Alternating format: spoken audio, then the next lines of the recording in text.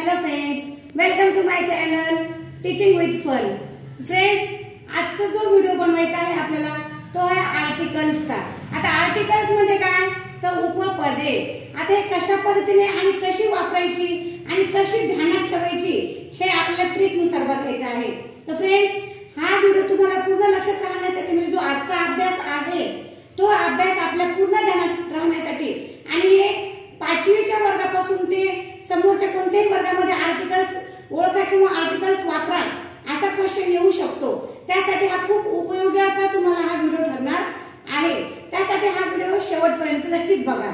तर व्हिडिओला सुरुवात करण्याच्या अगोदर एक सांगायचे म्हणजे माझ्या व्हिडिओला लाईक करत जा, शेअर करत जा आणि सगळ्यात महत्त्वाचं म्हणजे काय की माझ्या व्हिडिओला सबस्क्राइब करून घेत जा, जेणेकरून तुम्हाला माझे नवनवीन व्हिडिओज बघायला मिळतील। तर फ्रेंड्स, चला मग आजच्या व्हिडिओला आपण सुरुवात करूया। आता आर्टिकल्स म्हणजे काय हे असते इंग्लिश मध्ये। इंग्लिशच्या पेपर मध्ये हे क्वेश्चन येऊ शकतात आपल्याला, म्हणजे येतातच, येऊ शकतात नाही तर येतातच। तर आर्टिकल्स 3 असतात, ए, एन आणि द। आता ए आणि एन आणि द हे 3 प्रकारचे आपल्याला कुठे कुठे वापरायचे हे आता सविस्तर बघायचं आहे। तर त्याच्यामध्ये स्वर आणि व्यंजन हा शब्द आपल्याला माहित आहे। तर आता व्यंजन म्हणजे काय बघा, मराठीमधून समजून घ्या अगोदर। तर व्यंजन काय आहे, क पासून ते ज्ञ पर्यंत, म्हणजे क पासून ते ज्ञ नांडापर्यंत जी आपली 12 मुळाक्षरे असतात तर त्यामध्ये त्याला आपण व्यंजन म्हणतो। आणि जे अ, आ, ई, उ, ऊ, ए, आई, ओ, औ, अम, आ हे जे असतात ह्या याला काय म्हणतात मग स्वर असे म्हणतात। आणि मग शेवटचा राहिलेला आहे द, तो सुद्धा आपल्याला कसा वापरायचा तो म्हणून घेऊया। आता समजा क ते ज्ञ म्हणजे जसं आपण याचा एक सेपरेट व्हिडिओ बघितले बघा, मी आपण शिकलेलो आहोत। क च के, ख च के यच, क ख ग ग न च काय तर, क च के येतं, ख च काय तर, ग च काय तर, अशा पद्धतीने मग आपण क पासून ते ज्ञ पर्यंत आपण त्याच्यामध्ये आपल्याला तुम्हाला बघायला मिळतील। ते तुम्ही सविस्तर बघू शकता, कारण ते पुन्हा पुन्हा डबल आपल्याला उच्चार करायला खूप मोठा व्हिडिओ बनेल, मग तुम्ही तो कंटाळा करता। त्यासाठी आपण शॉर्टकट मध्ये बघूया। जसं की आता ABCD मध्ये बघा, म्हणजे इंग्लिश मध्ये जसं की A to Z पर्यंत, ए पासून ते झेड पर्यंत जे अल्फाबेट असतात त्यापैकी फक्त ए, ई, आय, ओ, यू हे वगळून घ्यायचे, म्हणजे ते बाजूला ठेवायचे आणि बाकीचे जेवढे अल्फाबेट्स उरतील मग बी, सी, डी, एफ अशा पद्धतीने मग त्या शब्दांचा जेव्हा वापर होतो फक्त कोणते सोडून बघा, ए पासून झेड पर्यंत फक्त आपल्याला काय करायचं आहे म्हणजे ए, ई, आय, ओ हे बाजूला काढून टाकायचे, कारण ते आर्टिकल आपल्याला वापरायचे तर एंड मध्ये त्याच्या समोर आपल्याला एंड वापरायचं। फक्त ए कुठे वापरायचं आहे आपल्याला बघायचं आहे। मग ए, ई, आय, ओ हे सोडून दिलेले जे उरलेले जे आपले अल्फाबेट्स आहेत त्या शब्दाच्या समोर, म्हणजे मग असेल पी असेल, बी असेल, एच असेल, एम असेल, पुन्हा पी आले, पुन्हा टी आले, असे वेगवेगळ्या पद्धतीचे जे अल्फाबेट्स असतील शब्दांच्या समोर सुरुवातीलाच, शब्दाच्या सुरुवातीला आणि त्याच्यामध्ये त्याच्यावर ब्लँक्स येतात, म्हणजे रिकामी जागा येते। मग ह्या शब्दाच्या अगोदर म्हणजे इथं पी आले म्हणजे कोणतं झालं मग आपलं व्यंजन मध्ये मोडलं गेलं। मग इथे आपल्याला वापरायचा आहे ए वापरायचा आहे की नाही, म्हणजे अ, पेन। अ म्हणजे एक सुद्धा असं त्याचा म्हणजे त्याचा अर्थ सुद्धा होतो अ किंवा ए किंवा ऍ असं पण त्याचा उच्चार करू शकता। मग याचा अर्थ काय होतो एक असा सुद्धा होतो, म्हणजे एक पेन आहे की नाही। अ बुक, अ हॉर्स आहे की नाही। आता याच इथं बी आलेले आहे, याच आलेले आहे, इथं काय आलेले एम। फक्त आपल्याला समोरचा शब्द पहिला शब्द बघायचा आहे। रिकाम्या जागेनंतरचा जो पहिला शब्द असतो त्याच्यावर आपल्याला खूप लक्ष केंद्रित करायचं आहे। म्हणून आपल्याला ह्या जर लक्षात आले आपल्याला लगेच समजायला लागले कारण M A, P A, E, I, O, U आहे का हे बघून घ्यायचं। याच्यामध्ये नाहीये ना मग आपल्याला काय घ्यायचंय मग ए असा शब्द लिहायचा आहे, ए आहे की नाही। ए, ई, आय, ओ, यू नसेल त्याला सोडून बाकीचे कोणतेही जरी शब्द शब्दाच्या समोरच्या म्हणजे पहिल्या वेळेस जे शब्दाची सुरुवात होत आहे त्या शब्दाच्या वेळेस जर असे शब्द आले तर मग आपल्याला ए घ्यायचं आहे। आता नंतर अँड कुठे वापरायचंय, फक्त आपण जेव्हा आर्टिकल्स मध्ये ए चा वापर केलेला आहे तेव्हा मी काय सांगितलं की अल्फाबेट्स मधून ए, ई, आय, ओ, यू हे आपल्याला वेगळे करायचे आहेत। मग आता हे जे ए, ई, आय, ओ, यू हे जे आपले स्वर आहेत, स्वर म्हणतात त्याला, हे जे शब्द आहे शब्द संग्रह मग ते तुम्ही हे एवढे 5 शब्द जे वेगळे आहेत ते आपण बाजूला काढले होते, ते शब्द आपल्याला कुठे वापरायचे आहेत मग आता एन, म्हणजे ह्या शब्द ए ए आय ओ यू पेक्षा त्यांच्यापैकी कोणताही शब्द म्हणजे सुरुवात, शब्दाची सुरुवात U A E I O U ने झालेली असेल तेव्हा आपल्याला इथे वापरायचा आहे एन. लक्षात ठेवा, ए कुठे वापरला आपण, ए ई आय ओ यू नसेल तिथे, आलं का लक्षात आपल्या, ए ई आय ओ यू नसेल तिथे आपल्याला ए वापरायचा आहे, आणि जिथे ए ई आय ओ यू असेल, आता असेल असणार आहे 100%, तेथे आपल्याला वापरायचा आहे एन. आता हे बघा शब्दाच्या सुरुवातीलाच यू आलेलं आहे की नाही, मग यू आलं म्हटलं इथं काय करायचं आपल्याला एन हे आर्टिकल वापरायचं आहे, ए आणि एन. आता याला तुम्हाला मी सांगते बघा, अम्ब्रेला याचं जर आपण इंग्लिश मध्ये लिहिलं, नीट लक्षात ठेवा, अम्ब्रेला असं आपण लिहितो, मग याची सुरुवात कशापासून झालेली आहे, अ पासून. मग तुम्हाला मी मराठीमध्ये काय म्हटले, अ आ इ ई उ ऊ ए आय हे जे स्वर आहेत ते अ पासून सुरुवात झालेले आहे, म्हणजे आपल्याला इथे ए एन हा आर्टिकल वापरायचा आहे. हमेशासाठी, नेहमीसाठी, परमनंट आपल्या हा आर्टिकल आपल्याला ध्यानात ठेवायचे आहेत, जेणेकरून आता तुम्हाला पुन्हा पुन्हा बघायची गरज पडणार नाही, बाकीचे व्हिडिओ सुद्धा बघायची गरज पडणार नाही. हे आर्टिकल तुम्हाला एवढ्या सोप्या पद्धतीने येऊन जातील, आहे की नाही. अ पासून वाचलाय, हा शब्द वाचलाय आपण अ पासून, मग अम्ब्रेला अ आल्यामुळे आपण इथे काय वापरलेला आहे, एन हा आर्टिकल वापरलेला आहे. आता त्यानंतर आहे बघा ऑरेंज, पुन्हा बघा A E I O U बघून घ्यायचं, A E I O U हे पाठच करून घ्यायचे 5 शब्द तुम्ही, A E I O U bus.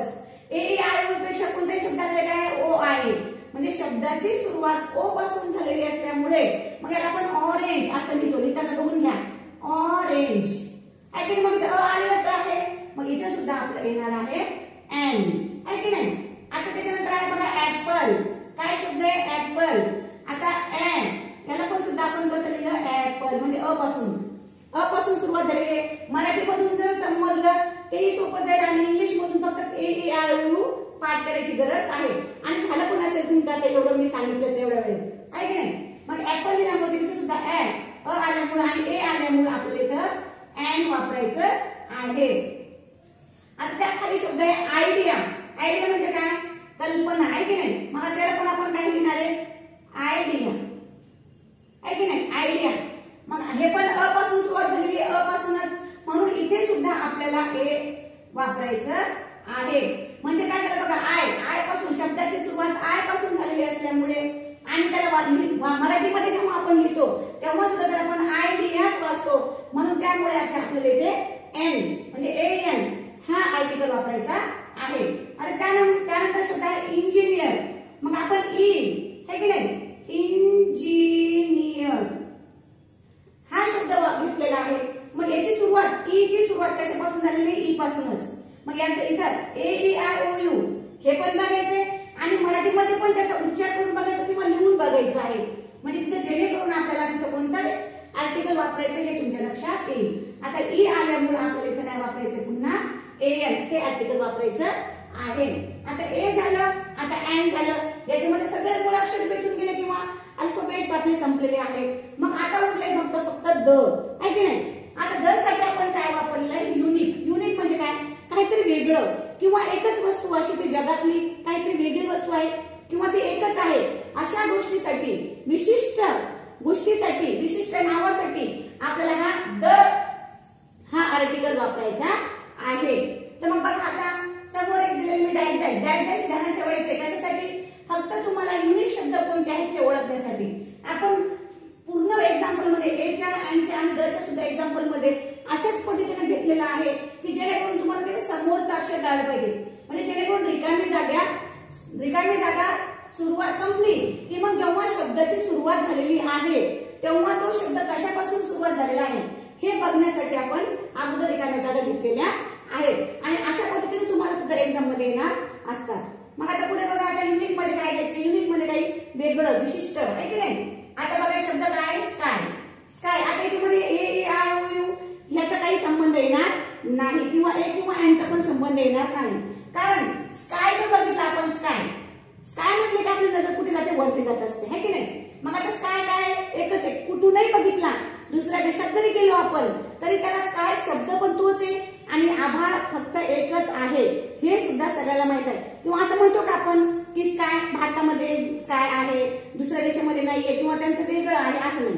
Sky फक्त एकमेवच अशी गोष्ट आहे की ती सगळ्याकडे त्याला ती कुठूनही दिसते, आहे की नाही, कोणत्याही देशातून आपल्याला दिसतं. मग इथं जिथं अशी पूर्ण दुसरी गोष्ट नाही, स्काय दुसरीकडे किंवा दुसरं असे कुठं निर्माण झालेलं आहे का की आपण तो आभाळ सोडून खाली वगैरे किंवा बाजूला वगैरे स्काय बघितलेला आहे, असं बिलकुल नाहीये. मग अशा गोष्टीसाठी आपल्याला द वापरायचं आहे, म्हणजे द स्काय, आहे की नाही. आता त्यानंतर शब्द आलाय मून. मून म्हणजे काय, चंद्र. चंद्राचाही तोच प्रकार आहे. चंद्र सुद्धा एकमेव चंद्र असा आहे की तो आपल्याला दिसतो, सगळ्यांना दिसतो, दुसऱ्या गावातून दिसतो, दुसऱ्या घरातून दिसतो, बाहेरून दिसतो, रस्त्यावरून दिसतो, कुठेही जरी बघितलं आपण आपल्याला मून दिसतो. कधी आपल्याला पौर्णिमेला पूर्ण चंद्र दिसतो, आहे की नाही, पण अमावस्येला मात्र अंधार असतो. त्यामुळे कन्फ्युज होऊ नका, फक्त आपल्याला मूनचा वापर करायचा आहे. कशासाठी, आपल्याला इथे द वापरण्यासाठी आपण त्याला म्हटलेलं आहे की हा चंद्र म्हणजे फक्त एकच आहे. मग चंद्र एकच असल्यामुळं आणि विशिष्ट युनिक असल्यामुळे आपण त्याला द मून हा शब्द वापरलेला आहे. आता सण सुद्धा तसाच आहे की सण सुद्धा कुठेही कोणत्याही जरी कोपऱ्यात गेलो आपण, जगाच्या पाठ कुठेही गेलो तरी आपल्याला तो सण कुठूनही दिसतो आणि तो सण फक्त एकच आहे. अशी दुसरा सण आहे का, नाही. मग यासाठी सुद्धा आपण द हा आर्टिकल वापरलेलं आहे. आता त्यानंतर आहे गंगा नदी. बघा, गंगा म्हणजे नाव नाहीये, मुलीचं वगैरे नाव नाही. मुलीचं नाव पण ठेवतात पण त्यासाठी आपण द वापरलं नाही. हे रिव्हर वापरलेले, रिव्हर साठी गंगा नदी आहे की नाही. भारताची मोठी नदी आहे की सगळ्यात. मग या गंगा नदीसाठी सुद्धा असं गंगा नावाची आणखी दुसरी नदी कुठेही नाही, त्यासाठी सुद्धा आपण याला द गंगा रिव्हर, आहे की नाही, अशा पद्धतीने वापर केलेला आहे. म्हणजे याच्यासाठी आपल्याला द चा वापर करायचा आहे. त्यानंतर आहे रामायण, महाभारत असे काही ग्रंथ लिहिलेले आहेत की जे सगळ्यांसाठी कुणासाठी खूप कामाचे असतात. वेगवेगळे ग्रंथ लिहून ठेवले, मग त्या ग्रंथासाठी सुद्धा तसे ग्रंथ दुसरे निर्माण झालेले नाही.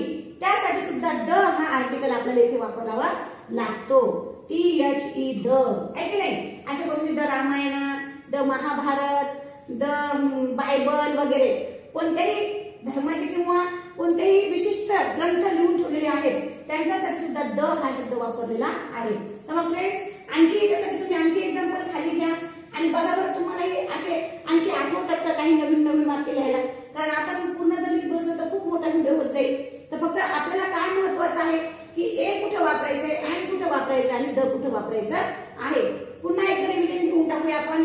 ए फक्त कुठे वापरायचे, जिथे ए आय ओ यू येणार नाही शब्दाच्या सुरुवातीला तेव्हा आपल्याला ए वापरायचं आहे. आणि जिथे ए आय ओ यू येणार आहे तेथे मग आपल्याला अँड वापरायचं आहे. आणि द जे काही विशिष्ट वेगळी काहीतरी जगावेगळी अशी वेगळी एकच सिंगल फक्त एक वस्तू अशी आहे की तशी वस्तू पुन्हा ती आपल्याला निर्माण झालेली नाही किंवा कुठे दिसलेली नाही किंवा आपण ऐकलेलं नाही, त्यासाठी सुद्धा हे सेपरेट आपल्याला द वापरायचे आहे. फ्रेंड्स, आता तुम्हाला नक्की हा व्हिडिओ आवडला पण असेल आणि समजलेला सुद्धा असेल. तर मग पुन्हा सांगते, माझे व्हिडिओ जर तुम्हाला आवडत असतील तर माझ्या व्हिडिओला पुन्हा लाईक करत जा, शेअर करत जा, दुसऱ्यांनाही माहिती सांगत जा जेणेकरून कुणाचाही फायदा होऊ शकतो. आणि सगळ्यात महत्त्वाचं म्हणजे सबस्क्राईब मात्र नक्की करून घेत जा. Thank you very much.